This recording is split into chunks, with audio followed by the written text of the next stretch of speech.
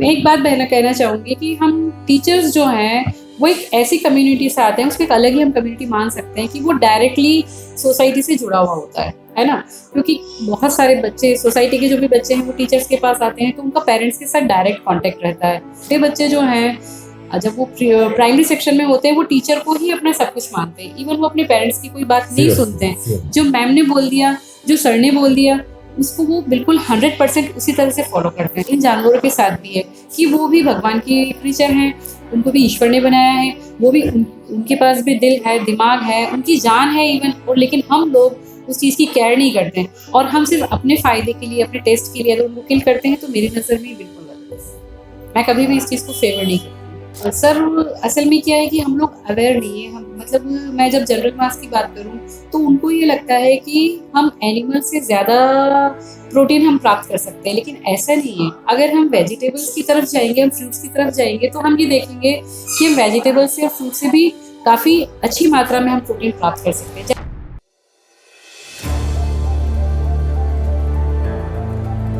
Good morning viewers, good morning madam. Very good morning. So it's one more episode with Tafar's interview series. तो आज हम बात कर रहे हैं मिसेस सामरोज बेगम, प्रिंसिपल मिल्लत पब्लिक स्कूल। लोकेलिटी का एक बहुत ही जाना पहचाना पॉपुलर फेस है। लॉन्ग एकेडमिक करियर एजुकेशन के साथ जुड़ी है और सोसाइटी को कुछ मैसेज देना चाहती है through this interview being conducted by TAFAR. Viewers, आज you know teachers association for animal rights. So let's welcome Mrs Samroz Begum. Ma'am, जैसे कि हम बात किए थे आपसे, we are from TAFAR, teachers association for animal rights. इसमें मैम हम basically we talk and try to spread the message to create a sense of compassion in humans towards the voiceless creatures। ये हमारा basic मोटो है कि animals जिनका कुछ rights है और जो राइट्स को हम उनको देने के लिए तैयार नहीं है, वैसे कुछ राइट्स के बारे में हम बात करने के लिए अलग अलग लोगों से उनका व्यूज लेते हैं। तो थोड़ा बहुत बात तो मैंने आपके साथ किया इसी हिसाब से। सो नाउ मेरे आपसे फर्स्ट जो क्वेश्चन है, क्वेश्चन ये है कि आज ह्यूमंस हम अगर ये मानते हैं, ma'am do you believe in God? Yes sir, I believe in any form, maybe God, maybe Allah, maybe Jesus, maybe Baudh, maybe Jain, जो भी हो। Yes sir. तो you believe in that. Yes sir, I believe. तो आपको कभी लगता है कि God has created all? Definitely sir, God have created us all. ये जितने भी प्राणी हैं, पेड़ पौधे, पत्तियां, जानवर, इंसान, सभी ऊपर वाले ने ही बनाए हैं। है कोई ऐसा शख्स ब्रह्मांड में जो कि ऐसी शक्ति जो हम सबको गवर्न करता है? तो बिल्कुल मैं बिलीव करती हूँ, और ये सभी उन्होंने ही बनाए हैं। If you believe in that, then it is just like a big family. Yes sir. दुनिया में हम इंसान, बाकी जानवर, पेड़ पौधे, हाँ बिल्कुल, हम एक फैमिली की तरह ही हैं। ये कॉन्सेप्ट में आप बिलीव करते हैं। तो मुझे बताइए, मान लीजिए हम थोड़ा बुद्धिमान हैं, we are having wisdom with us, we are having the capacity to express what other animals are not having, right?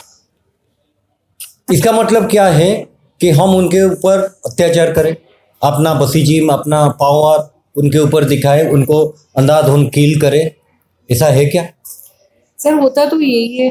असल में हम लोग क्या है कि ह्यूमन क्या है, थोड़ा सा एजुकेटेड भी हो गए हैं और हमारे में थोड़ी बुद्धि भी ज़्यादा है। तो हम लोगों ने क्या किया कि एनिमल्स के ऊपर जो बेचारे बोल नहीं सकते हैं, जो अपने व्यूज़ नहीं एक्सप्रेस कर पाते हैं, जबकि है वो भी गॉड की क्रिएचर है, उन्हीं की बनाई हुई ये है, लेकिन फिर भी हम उनके ऊपर रूल करते हैं और उनको टॉर्चर करते हैं। ये कहाँ तक जस्टिफाइड है? क्या आपको लगता है जस्टिफाइड? सर नहीं, ये ठीक नहीं है, क्योंकि हम घर में भी देखें कि अगर हम 4-5 भाई बहन हैं, तो बहुत सी बार ये होता है कि जो सबसे ज़्यादा स्ट्रांग होता है वो अपने व्यूज़, अपने आइडियाज़ या फिर कोई भी चीज़ देख लो कि वो हमेशा फैमिली में अपनी ही चलाने की सोचेगा। तो जो छोटे हैं, जो नहीं कर पा रहे हैं, जो बोल नहीं पा रहे हैं, उनके साथ तो ये अन्याय ही हुआ ना।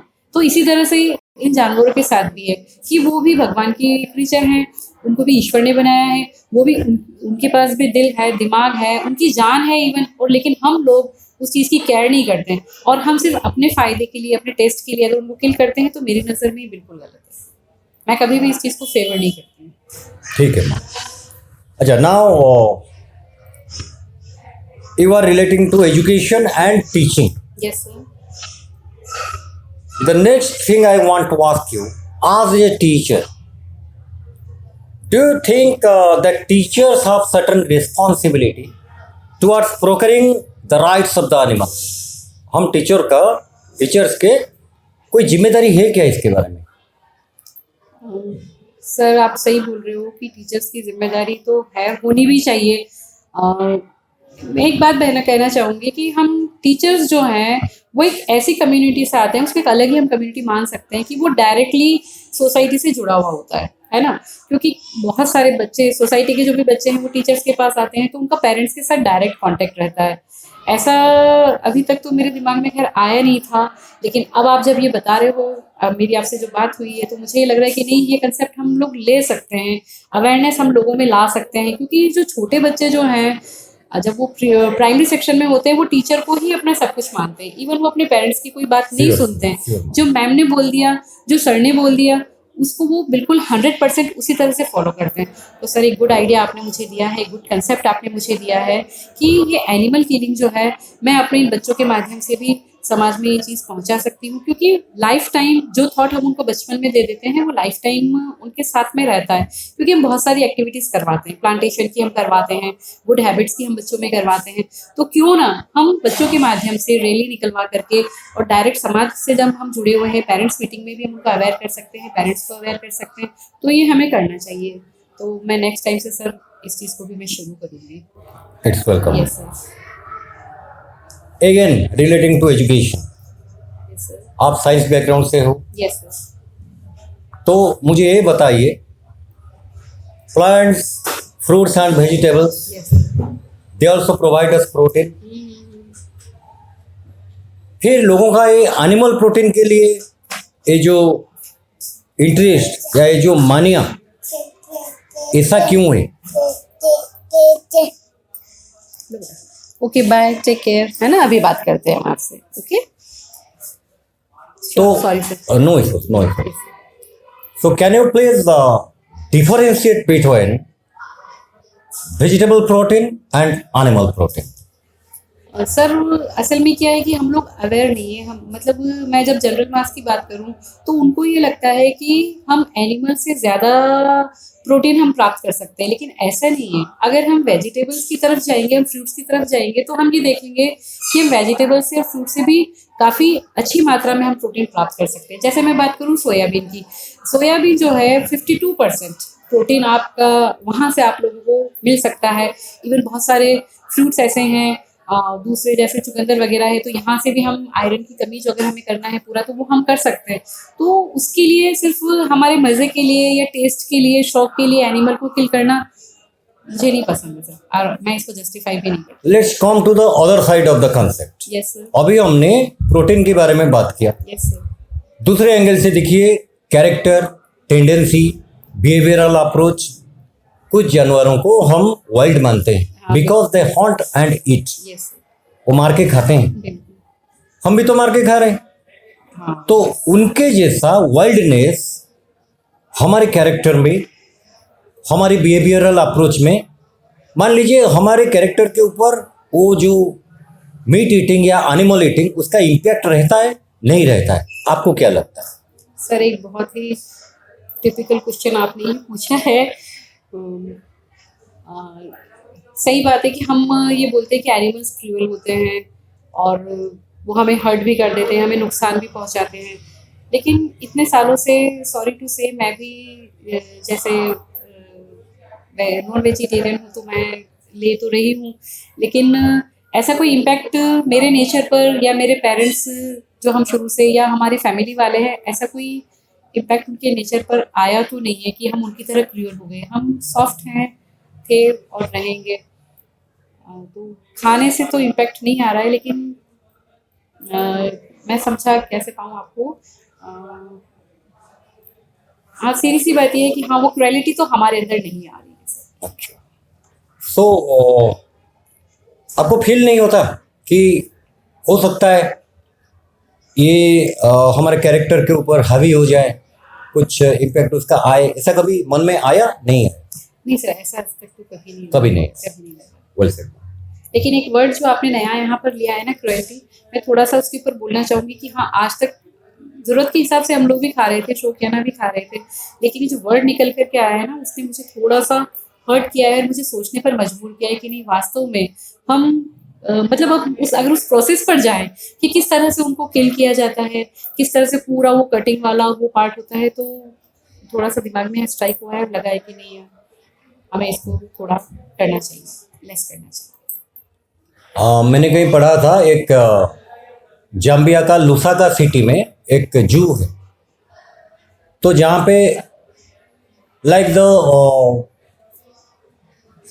साइनेजेस ऑफ अदर केजेस, एक बड़ा वाला केज के सामने एक साइनेज है कि the most furious most dangerous animal of the world. और जब आप जाके वहाँ पे दिखोगे, अंदर कुछ नहीं है, एक बड़ा मिरर है। अच्छा, means you will see yourself, means human is the most dangerous animal आज देश से। उसी हिसाब से मैं आपको, ये थोड़ा सा रिलीजियस टच का है, हम तो सेकुलर ऐसे मानते हैं अपने आप को, देश को, तो चाहे हिंदुइज्म हो, चाहे इस्लाम हो, चाहे और कोई रिलीजन भी हो, आपकी रिलीजन में वो क्या बोलते हैं, कुर्बानी, बकरा ईद करते हैं।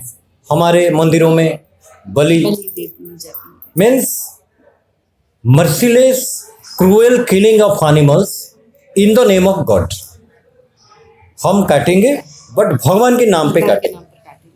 हम करते ही सर। इसको आप कहाँ तक जस्टिफाई करते हो?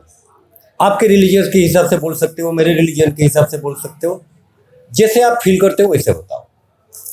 सर, ये जो कुर्बानी वाली बात जो आपने कही, बकरा ईद वाली, उसमें एक छोटा सा किस्सा है जिसको मैं यहाँ पर बताना चाहूँगी कि हज़रत इब्राहिम अलैहिस्सलाम के ख्वाब में हमारे अल्लाह आए और उन्होंने ये कहा कि अपने सबसे प्यारी चीज़ को आप कुर्बान करो। मैं बिल्कुल शॉर्ट में बताऊँगी। तो उन्होंने क्या किया कि ऊँट को ले जा करके वहाँ कुर्बानी दी। तो अल्लाह ने फिर अगले दिन उनको ख्वाब में आए और ये कहा कि नहीं, इससे भी ज़्यादा प्यारी चीज़ को आप कुर्बान करें।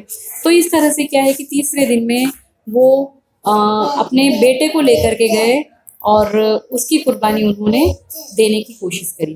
तो हुआ क्या कि जब उन्होंने उसके ऊपर छुरी चलाने की कोशिश करी तो उस वक्त वो गायब हो गया और वहाँ पर एक दुम्बा आ गया। वो कुछ बोल रहा है। हाँ बेटा, 2 मिनट, फिर मैं अभी आपको दे देती हूँ थोड़ी देर में, है ना? प्लीज गो देयर, उधर बैठो बेटा, प्लीज मॉम। Yes sir. तो उसमें क्या हुआ कि उनकी औलाद को जब वो कुर्बान करने वाले थे अल्लाह की राह में, तो उस वक्त वहाँ पर अल्लाह पाक ने एक दुम्बा भेज दिया। तब से ये परंपरा चली आ रही है कि हम अल्लाह की राह में सदक़े के हिसाब से कुर्बानी देते चले आए। लेकिन एक दूसरा साइड भी है इसका। हमारे हज़रत मोहम्मद पैगंबर साहब हुज़ूर सल्लल्लाहु अलैहि वसल्लम, उनका ये फरमान है कि आप रोज़े नमाज करते हो, आप सब कुछ करते हो, बिल्कुल पाबंदी से आप सारे काम करते हो, लेकिन अगर आपने किसी इंसान का दिल दुखा दिया तो वो एक गुनाह है ना? मैं यहाँ पर इन दोनों चीज़ों को जोड़ना चाहती हूँ। अब वो अल्लाह ताला की तरफ से ही हमें आदेश हुआ था, तो वो कुर्बानी हम देते चले आ रहे हैं। लेकिन इस्लाम में तो इतना है सर कि अगर आपने किसी का दिल दुखा दिया तो भी आपकी वो गुनाह में शामिल हो जाएगा। तो थोड़ा सा अब ये धार्मिक मामला है, तो उस चीज़ को तो मैं भी एग्री ही करूँगी कि ठीक है, अल्लाह की राह में हम साल भर में एक कुर्बानी देते चले आ रहे हैं अल्लाह के नाम की, तो जैसा अल्लाह का हुक्म है हम वो करते चले आ रहे हैं। लेकिन हाँ, अपने शौक़ के लिए, मज़े के लिए और सिर्फ अपने टेस्ट के लिए अगर हम ज़रूरत से ज़्यादा करते हैं तो वो हमें नहीं करना चाहिए, अवॉइड करना चाहिए। तो ultimately ma'am, because as we said, you are so belong to teaching profession, you are a teacher, and this is Teachers Association for Animal Rights, उनके लिए काम करने वाले टीचर्स। Yes yes. जैसे आपने बोला कि हमारे थ्रू में बहुत कुछ कन्वे हो सकता है अपना नेक्स्ट जनरेशन, डेफिनेटली डेफिनेटली। तो क्या ना एक्सपेक्ट, कल तक क्या था मुझे पता नहीं, यस क्योंकि मैं भी अपना ट्रांसफॉर्मेशन किया हूँ 1 साल पहले से। Yes sir. उससे पहले मैं भी नॉन वेजिटेरियन था। तो मैं तो आपको कंपेल नहीं कर सकता, ना भी अप्रोच कर सकता हूँ, ये आपके ऊपर डिपेंड करता है। But so far as you are going to join us, हमारे साथ आप एक एक्टिव मेंबर के हिसाब से आगे भी रहने वाले हो, तो क्या मैं उम्मीद कर सकता हूँ आज की इस बातचीत में जितना भी हम एनिमल राइट्स के बारे में सोचा या अंदर कुछ फील किया, इसको आगे बढ़ाने के लिए आप कुछ स्टेप्स लेंगे, अपने आप को कुछ डेडिकेट करेंगे इस एंगल में?